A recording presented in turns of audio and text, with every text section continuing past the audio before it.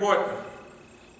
Then, if you look at the demonstrations themselves, none of the skilled demonstrators and organizers were there. The Muslims, AWOL, absent without leave. Tons of Muslims, absent. None of them there. The National Negro was not there. None of the Muslims, no matter what stripe, they're not there. They had announcements that the Jummah should mention Black Lives Matter. But the Muslims had been praying for an opportunity like that, where they could come out and support Black Lives Matter, and they could participate in these programs. Well, when we say hand-picked Muslims, hand-picked Negroes, hand-picked leaders, it means that everybody at the top echelon involved in these last demonstrations, this summer of 2000, spring and summer of 2000, right, were hand-picked. Hand-picked. Nothing, no agenda. We went down there day in and day out, teach-ins, to lecture people on how we should be organized. No response. Not only no response, anti-response.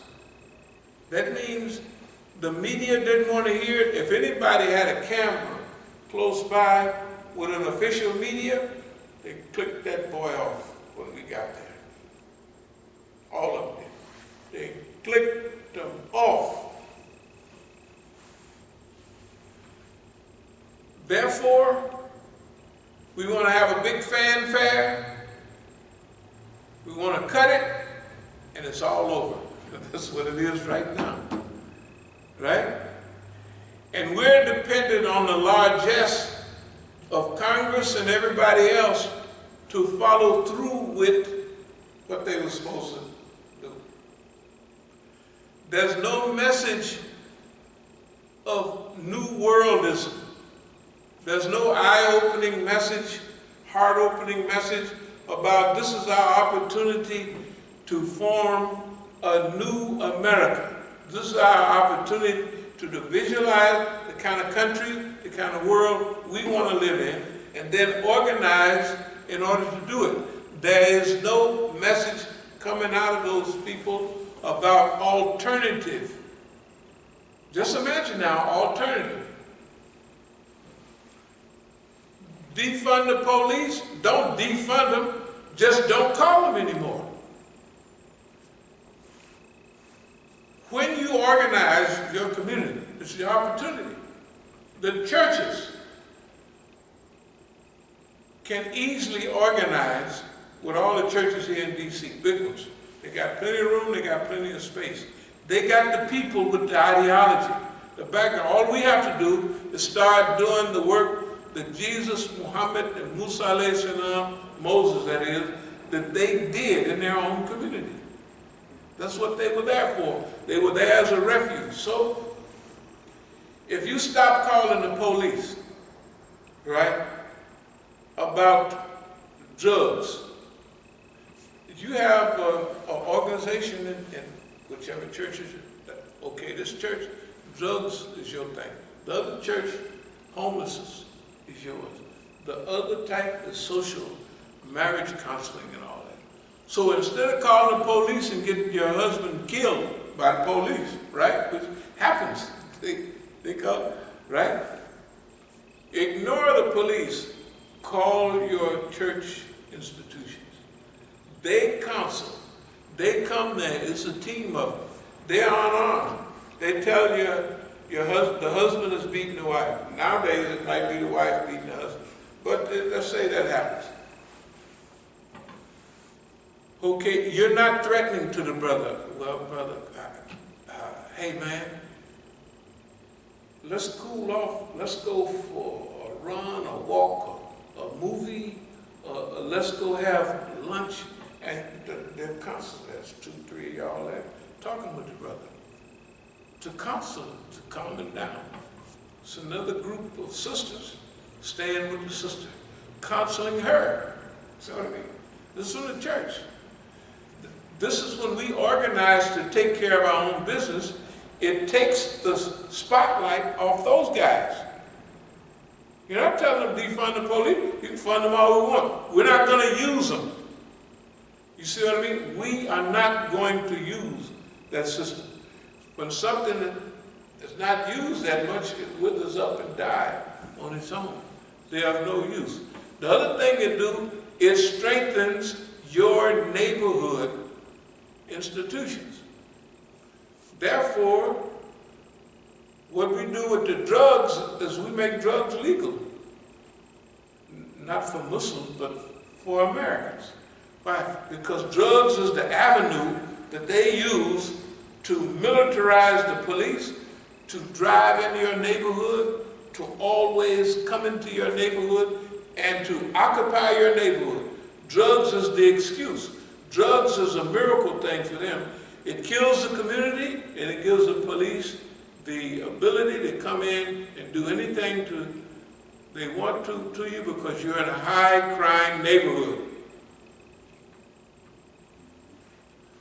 So we remove the avenues, we remove the street signs that allow them to come in and do that to us. But legalize drugs. They're going to legalize them anyway. Why? Remember how druggies was the bad guys a few years ago? But now opiates are in, and with white folks, it's all of a sudden a disease, right? We need to treat the people. We don't need to lock them up and throw away the key. Remember the 90s? 3 strikes, you're out. Boy, it was terrible what they doing to the brothers. But now opiates that hit white folks, that's designed too. We don't have time to go into that. We live in a design society. You can like it, love it, believe it, or not believe it. What I'm telling you comes from our research. Okay. So therefore, nonviolent resistance means that we develop our own institutions, independent institutions that are not tied to them. Stop calling the police. When you need help, look at these middle-class churches. Look at the money they collect. We use that money to help a certain amount of assistance for the people. We use that money, right, for assistance to people. The next thing is, the people don't have a place to stay. The church is a refuge. We have the people use the Masjid. We clean out down there, and we have a whole crew. That was the plan, right downstairs. That's why they sold our property in California. Because that big piece of property that we had arranged for homelessness, that's what we arranged it for. We remodeled the whole section of it. They sold it. They sold that property. They sold our property because, what? They sold our property because we were using it and they knew it. Well, we said it here. We're going to use it for homelessness, right? Well, that's what we said here. So they already knew what we was going to do. They sold our property. Okay. I'm going to speed up. So we're not calling everyone out. But technically, we talked about contentment before. That means under all circumstances. We talked about a friend of ours. We talk on the phone, stuff sometimes. There's some fishy stuff going on. But we remember we said that we're going to write a good park for all the Negroes. Do the same thing for her. People deserve a chance to have an opportunity at good life, stable life. So, That's what we're going to do. Allah willing. It don't make no difference who is trying to be slick, and that has nothing to do with it. But everybody deserves at least one chance to live a good life, right? To live a good life, good stable life, where people care about you and support you and do all those things that are good and healthy. At least that's part of our plan right now.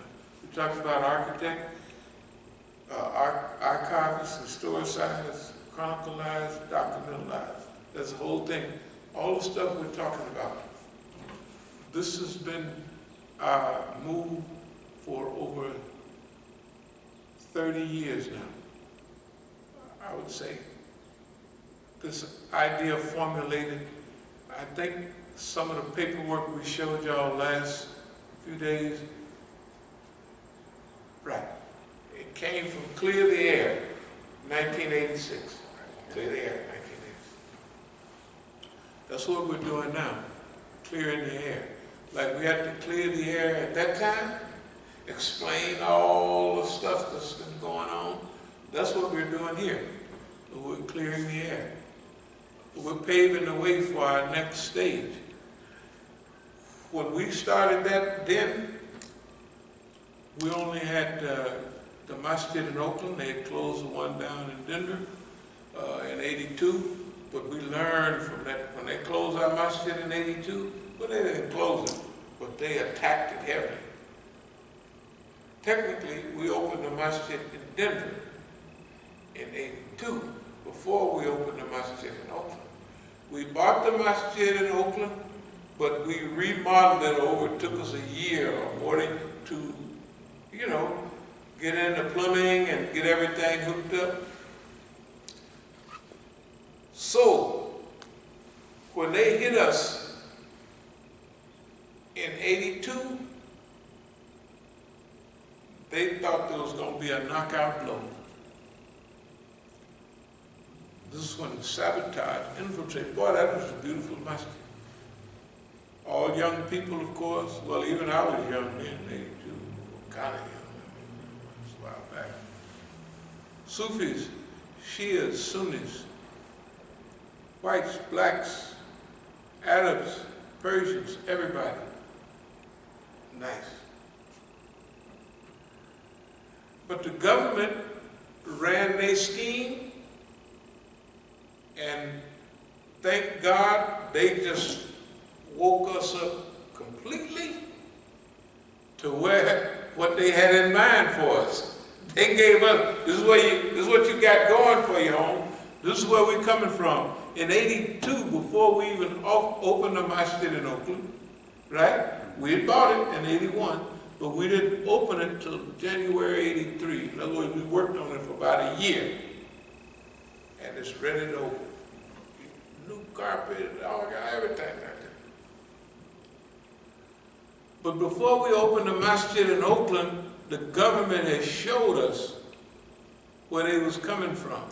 Of course, we had our masjid down on East 14th before, but we were renting that building. That's when we said, we'll never rent nowhere any after that. We just not rent. We buy it. So then, we got tons of experience from raising funds, going around the country. In those days, I used to speak at colleges, universities all the time. And we'd have a box to raise little funds. And we raised funds to buy the masjid, cash money. We raised funds to remodel it. We raised funds to help other people. And when we wanted to start the masjid in one place or another, we had access. Not only that, traveling around the United States. When I went to the university, I'd speak there, but I'd go, if it was a little masjid, they were small in those days. I'd hang out at the masjid, and I'd get to know everybody. That happened, I don't care whether it was Memphis, I don't care whether it was D.C., I don't care whether it was Lawrence, Kansas, it didn't make no difference. It was on the road. And it didn't make whether it was the crumbling movements, which both of them were crumbling movements at that time.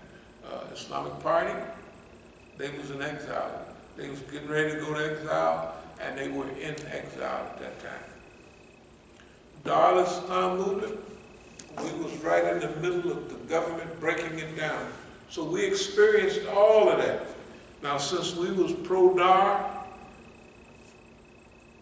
and when they made their big pushes, Imam Jamil inherited the Dar al-Islam, the remnants of it.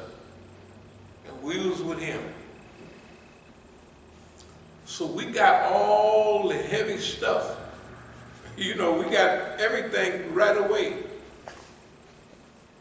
When you see people, if we go to a conference last year, the December before last, when we wounded in the head and we tell people we want you to help us, this, that, and the other, and the next thing, they not only don't help, that's Anjuman, supposed to be our friends, Anjuman, MSA, PSG, Muslim Student Association, Persian speaking group. Who was there? You see her on TV every day. Where did she take Shahada? In our Masjid in '82 in Denver, Colorado. Married to an Iranian, the Iranian mysteriously died. What did he do? Get hit by a car. That was a fast-moving car, something. What an Iranian told me was that he realized who she was. She's a tattletale. You got to remember, this thing didn't start last week. Malcolm called them hand-picked Negroes. Can you imagine you in a group that everybody's hand-picked but you? You refuse to be hand-picked? Do you know how much excitement that produces? Do you know what your challenges is going to be? And since they throw every blow at you and they think that each blow going to knock you out, because every time they threw a blow at anybody else black, right? When they threw a blow at the Black Panther Party, one blow knocked the brothers out. When they threw a blow at these other Muslim organizations, right? They were already infiltrated, like the Imam Yahya Abdul Karim. They'd infiltrated the Muslims so heavily. The Dar al-Islam movement. I ain't gonna go into it, but they taking guys up in the hills doing Sufi stuff, and Rod is. The way they was trying to give it to me was, man, Sheikh Jelani converted all the people to this Sufism. Then that's what Suleiman al-Hadi, last poets, is telling me. Same picture I showed y'all. This is what he thought happened. Man, we came back to the Masjid. And Sheikh Jelani stands up and tells Imam Yahya Abdul Karim, the leader of the organization, I'm going to make you the Amir of Dawah. Why? Because he's got the whole military arm, Rod, with him now. They thought that Jelani just popped up and that happened. Absolutely not. I tell Alameen and all of them, because this is what they was trying to feed me. I said, that ain't the way it happened. I said, them niggas had already infiltrated the Dar. They was there waiting, and here comes Jelani, get your suitcases ready. He gonna be in, he gonna run his mouth for 2 or 3 seconds. We gonna, in the hills doing Sufi stuff, da-da-da-da, then we going back, and we're gonna take over the Dar. And that's what they did. Took it over, except Imam Jamil's crew. Imam Jamil inherited the different centers around the country that they wasn't going with that. So they split the Dar. Technically, they broke the back of the Dar. And then Imam Jamil in '83, I was telling him, brother, this is beautiful down here. Everybody's saying As-Salamu Alaikum. He said, they not with me. They're not with me. That means the community. What's the proof? When Imam Jamil went to prison, nobody in his community helped him. Nobody helped him. And they have bayat, allegiance. Right? Is that new? Absolutely not. When all this stuff happened to me, nobody helped. You gotta look around. You gotta look around. Everybody that exists here, if we had all these drug programs, what did they say? All of a sudden you see the Imam from Brooklyn trying to copy our program, and the media giving them all the drug busters and all that? Yeah. They give them that. So you would think that's the drug busters. They're giving speeches all over the country. This drug dealer come to me and said, Imam Siraj, please stop that anti-drug program. It's costing me so much money. That same man went to Hajj with me last year. This is a damn liar. Fat ass liar. Straight up. Why you know it's shady? They having marches, but they got the police marching with them. Counselors and correctional officers. Right? It's not a true drug program. A correctional officer gonna make his money with you being in the penitentiary. Tell the truth, do you think the people want to solve your drug problem if that's how they make their money, for you being in prison? They may like you, but the reason they get paid. They may whisper to one or two people on the side, hey man, you gotta watch this. But they're not gonna go out and solve that problem and cut their own throat. Would you hit the coolness just a little bit? Yeah, I'll turn it down a little bit, but I gotta keep it kind of cool in here. For some reason, my laptop's starting to overheat. Okay, no, we're Okay. fine. We'll just, I'll sit here and Okay, but that's why I went and turned it back on. Here's what I'm gonna get back to hand-picked Negroes. You remember hearing Malcolm talk about hand-picked? Okay, so you got the point. Hand-picked Negroes.